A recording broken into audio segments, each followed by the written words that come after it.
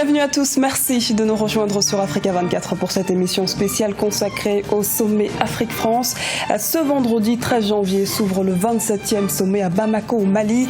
Les deux maîtres mots sont la paix et l'émergence. Le ton est donné et reste révélateur des multiples enjeux de cet événement qui est aussi le dernier rendez-vous africain du président français François Hollande. Et pour comprendre et décortiquer les enjeux de ce rendez-vous international, nous sommes en compagnie d'Omar Ba, politologue. Nous sommes également en compagnie d'Alfred Chango, notre éditorialiste. Messieurs, soyez les bienvenus. Merci. Merci bien. Entrons donc sans plus tarder dans le vif du sujet. Le 27e sommet Afrique-France s'ouvre donc ce vendredi à Bamako, la capitale du Mali.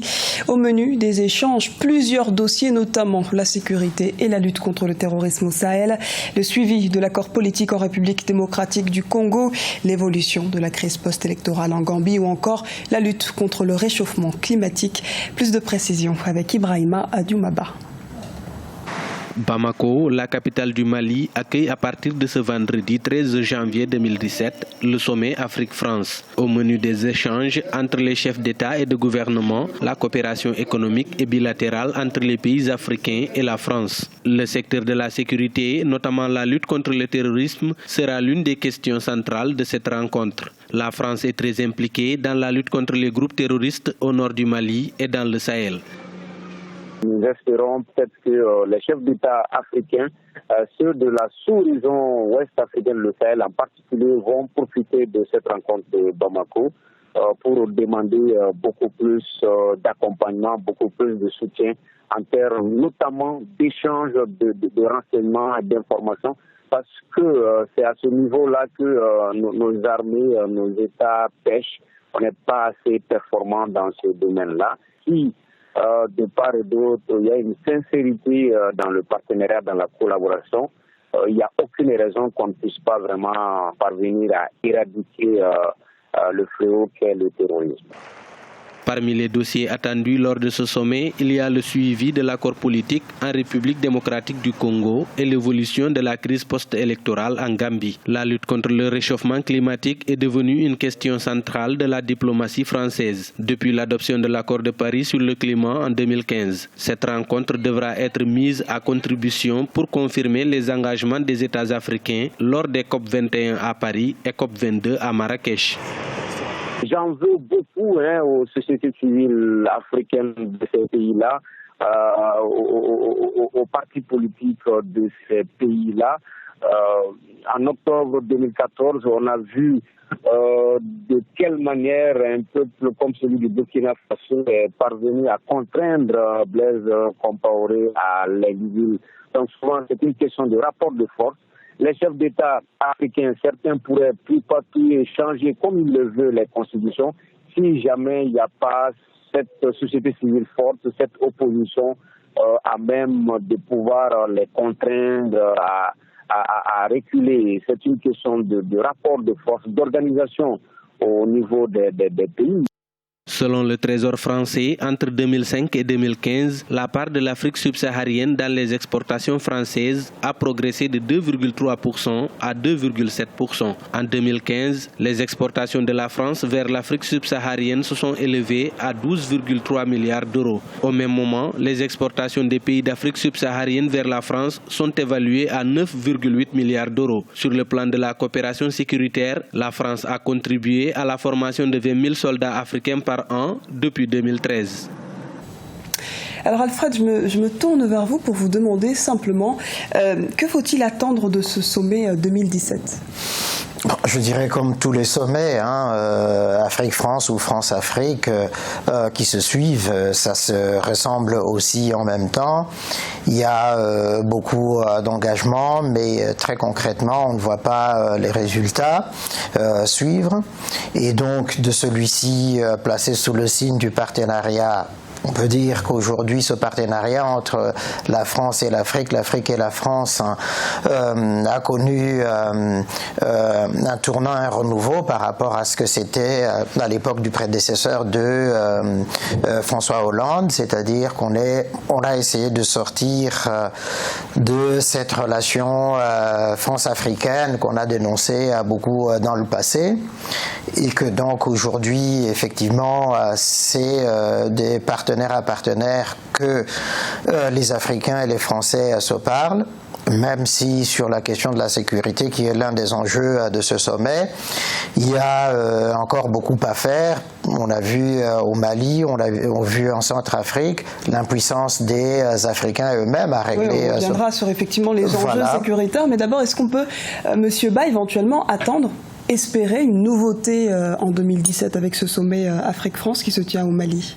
Oui, mais dans une certaine mesure, je crois que c'est un sommet qui me paraît assez intéressant, tant plus qu'il vient à quelques encablures de la fin du mandat du chef de l'État français, qui ne se représente pas pour un autre mandat. Et donc, probablement, il voudrait peut-être, sous ce registre-là, léguer à son successeur potentiel des acquis de la France, de la diplomatie française, notamment du point de vue géoéconomique et sécuritaire. Mais de mon point de vue, là où le bas blesse, c'est que est-ce que la France a aujourd'hui les moyens de perpétuer du point de vue géoéconomique face à son hégémonie d'antan, face à la poussée des puissances émergentes? Je crois que là, c'est une grande question. Pourquoi le choix du Mali, d'après vous, Monsieur Ba? Un choix historique, d'autant plus qu'il y a un premier sommet qui a eu lieu en 2005. C'est la deuxième fois, effectivement. C'est la deuxième fois, effectivement.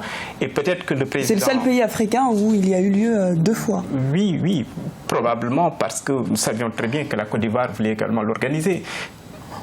Compte tenu de ses performances économiques, presque une croissance de 9%, mais aujourd'hui on voit que la Côte d'Ivoire aussi a des problèmes pour se relever dans la dimension post-conflit, et que donc, de mon point de vue, la France a choisi, notamment le président Hollande, a privilégié le Mali, pouvoir faire acte de résilience et dire qu'il a peut-être réussi là à stopper et à faire reculer les djihadistes, et que donc c'est possible.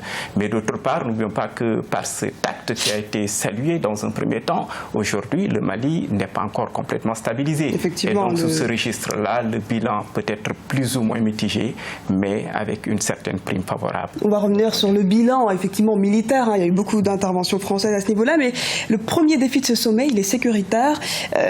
Comment faire face aux risques terroristes? Et côté sécurité, Alfred, quelles dispositions ont été prises pour ce sommet? Alors, dès qu'on arrive à l'aéroport de Bamako, déjà, on sent effectivement qu'il y a un déploiement important des forces de la gendarmerie, de l'armée, pour sécuriser le parcours de l'aéroport jusqu'en ville et puis au centre de conférence. Et donc, effectivement, pour éviter qu'il y ait ces risques d'attentats, il y a une collaboration entre les forces de sécurité maliennes et puis françaises. Les forces de l'Union européenne qui sont sur place aussi. Il y a une coordination effectivement au niveau des renseignements. Et donc c'est toutes ces mesures-là, et puis limiter la circulation dans les lieux justement où va se tenir cette conférence. Ça finit par embarrasser un certain nombre de personnes. Et au niveau de la population notamment, ça, au niveau de la population, il y a eu des déguerpissements qui ont été organisés. Tout à fait. Et puis même au niveau des médias, c'est-à-dire qu'il y a qui sont placés à des endroits différents pour éviter justement, il y en a qui n'arrivent même pas au centre de conférence, donc sont situés un peu plus loin, parce qu'on dit mais effectivement pour permettre aux forces de sécurité de pouvoir intervenir en cas probable d'un attentat ou d'un risque d'attentat, qu'il y ait cette facilité justement non seulement d'évacuation, d'intervention. On va rejoindre en direct de Bamako notre envoyée spéciale qui est sur place, Marie-Angèle, que nous allons rejoindre de suite. Bonjour Marie-Angèle Touré, vous êtes au cœur donc de cet événement, ce 27e sommet Afrique-France qui se déroule à Bamako. Dites-nous quelle est l'ambiance sur place et surtout quel est le programme de la journée.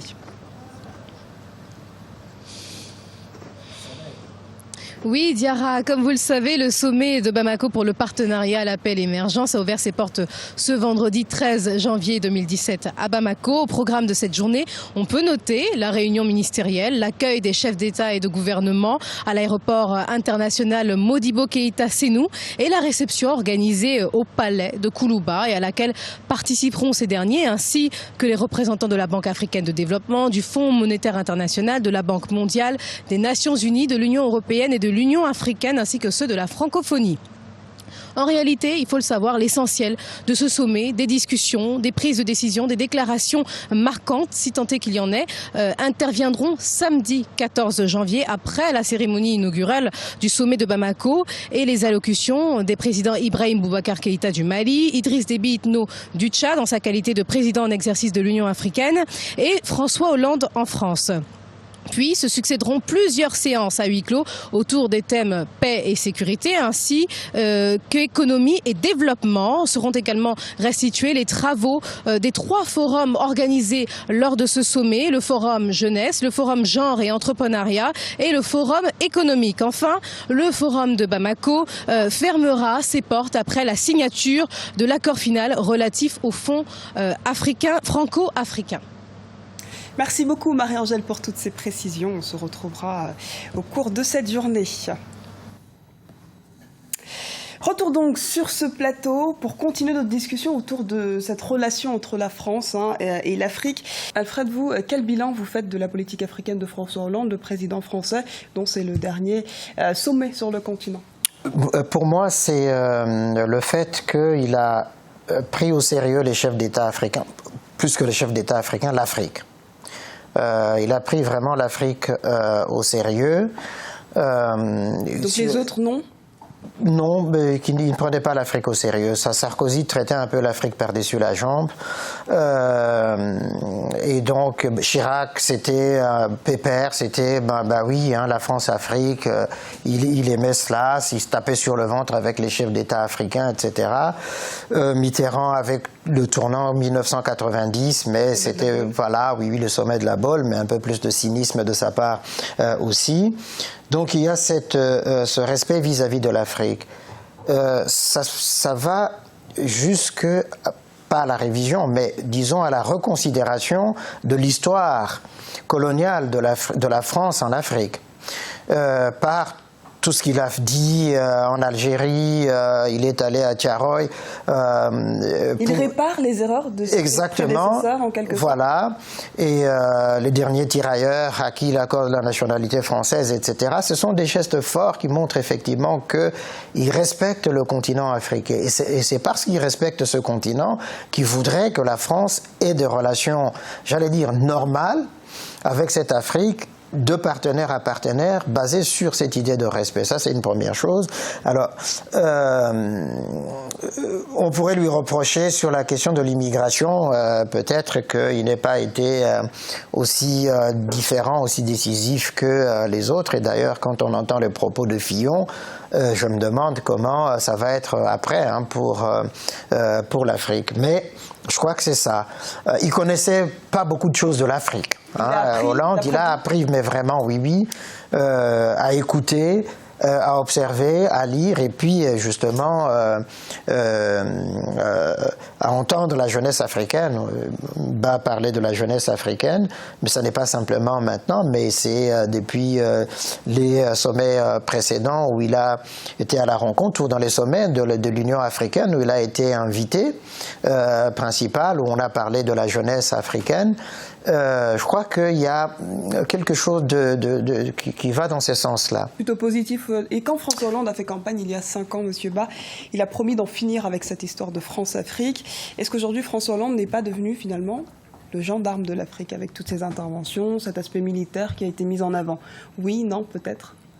Je dirais décidément non, il n'est pas gendarme. Le gendarme, c'est celui qui a la force du droit, et couvert de la force du droit a également la possibilité d'embastiller, de mettre au pas. Mais est-ce qu'il n'a pas pris goût à ce rôle un peu de chef de guerre pour redorer son blason qui, rappelons-le quand même, a été et jusqu'à présent terni sur la scène politique intérieure française? Oui, ça c'est l'histoire qu'il dira. Mais globalement, ce qu'il faudrait retenir de mon point de vue, c'est que le président Hollande est un fin tacticien politique, ce que les gens oublient. Il a su gérer le Parti socialiste alors qu'il n'était pas majoritaire, jusqu'à devenir majoritaire, que les gens pensaient qu'il était extrêmement minoritaire.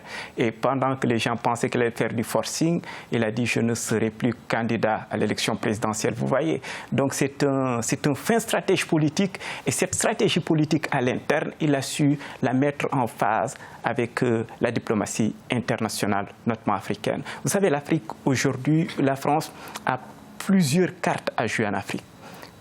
Globalement, les gens analysent la posture ou la position française sur la base des indicateurs des investissements. Mais ce n'est pas très pertinent de mon point de vue. Parce que si vous prenez les 60 milliards qui ont été investis par la Chine en 2016, contre les presque 13 milliards, on va arrondir pour faire vite, de la France, vous pourrez dire que la France est largement en retard. Mais si vous regardez ceux qui tiennent véritablement l'économie dans plusieurs pays, vous allez voir que c'est les multinationales françaises. Pas de perte d'influence, effectivement, mais... Donc la France, elle est toujours là, elle est toujours là, elle n'a pas bougé d'un iota. Et deuxièmement, ce qui fait l'économie d'un pays, c'est sa monnaie. Or, si vous regardez la zone francophone, presque une quinzaine d'États sont sous la coupe réglée, n'est-ce pas, de la France. On reviendra un peu sur d'éventuelles polémiques autour de ce franc CFA dont on parle, mais juste avant, peut-être revenir sur toujours les enjeux de François Hollande, où c'est le Mali qui a été choisi, pays où François Hollande a lancé sa première grande opération militaire, quelques mois après son élection, et il a choisi ce pays pour servir de vitrine de son bilan, de la politique africaine de son quinquennat. Est-ce que le résultat d'une telle politique a été judicieux, d'après vous, monsieur Ba? Dans une certaine mesure, oui, parce que n'eût été la France, comme je l'ai dit tantôt, le premier objectif a été plus ou moins atteint, mais à moitié seulement. Parce que si vous regardez, le premier objectif, il y en avait 3. Le premier, c'était de stopper l'avancée des djihadistes. Ça a été fait à partir de Konan. Et 3 semaines après, il descend à Bamako. Et qu'est-ce qu'il fait? Il tient son fameux discours où il dit qu'il est venu pour rendre à l'Afrique ce qu'il avait apporté à la France, c'est-à-dire un soutien stratégique fondamental au moment où le Mali s'adressait, faisait face aux défis terroristes. Et donc, à partir de ce moment-là, aujourd'hui, il n'y a plus de menace directe terroriste, n'est-ce pas? C'est hors de pick-up que l'on voyait qui menace aujourd'hui la capitale Bamako. Ça n'existe plus. Par contre, la menace terroriste du point de vue subtil et sournoise, c'est-à-dire, embusquée, elle est toujours là, elle est permanente. Et c'est à partir de ce moment-là où, véritablement, il n'a pas fini de faire le job, mais puisqu'un État, c'est une continuité, le prochain chef d'État, peut-être, serait mieux avisé de poursuivre sur cette lancée-là pour aider le Mali à se redresser. D'autant plus que, quoi que l'on dise, on peut avoir notre fierté africaine à fleur la peau, mais on n'a pas les moyens nécessaires aujourd'hui pour faire face à ces terroristes qui sont hyper équipés, qui sont très mobiles, qui connaissent le désert comme... On ne va pas non plus avoir éternellement besoin des Français mais ou des Occidentaux qui viennent sur place. Mais la décharge se fera à coup sûr avec la volonté politique, mais surtout avec les moyens et une vision. Il disait tantôt, monsieur, que ce qui nous manque, c'est la planification. C'est qu'on n'a pas un pare-brise suffisamment éclairé, et donc par conséquent nous sommes dans la surréaction et non dans l'anticipation rationnelle. De mon point de vue, il faudrait que nous puissions avoir une vision stratégique lointaine, et c'est là où la France est en train de tisser sa toile, parce que la stratégie fondamentale et la rupture fondamentale de Bamako aujourd'hui, c'est pas comme des autres sommets où on faisait un sommet sur 2 ans ou 1 an. Aujourd'hui, c'est sur 2030 qu'ils sont en train de se projeter, presque à l'image de la politique africaine du millénaire pour le développement. En tout cas, on va revenir sur cette implication militaire, sur ces enjeux, sur beaucoup de choses. On va juste, en attendant, juste avant, marquer une courte pause. On se retrouve dans quelques instants sur Africa 24 pour continuer à décrypter, à décortiquer ce sommet France-Afrique qui se déroule à Bamako, au Mali.